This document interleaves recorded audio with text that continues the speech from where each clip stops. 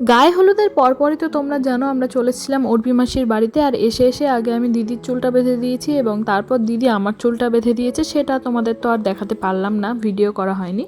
আর তারপর অর্পি মাসিকে রেডি করার পর এখন আমি, মাসি আর দিদি মিলে রেডি হতে বসেছি এখানে।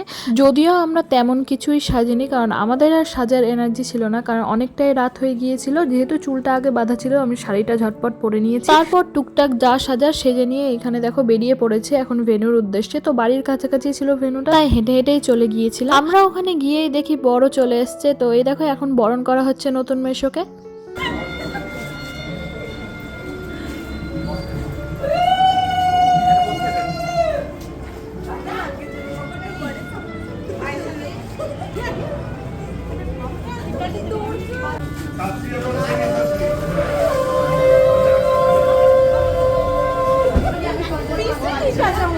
তারপর আমরা নিচে কিছু স্টার্টার খেয়ে নিয়ে চলে আসি উপরে। আর উপরে এসে দেখি অর্পি মাসি ফটোশুটে ব্যস্ত। আমিও সেই সুযোগে কিছু ভিডিও ক্লিপস নিয়ে নিলাম। তোমরা জানিও আমাদের সাজানোটা কেমন হয়েছে। মাসিকে তো সামনে থেকে দেখতে খুবই সুন্দর লাগছিল, জানি না ফোনের ক্যামেরা কতটা ক্যাপচার করতে পেরেছে, তো তোমরা কমেন্টে লিখে অবশ্যই জানিও।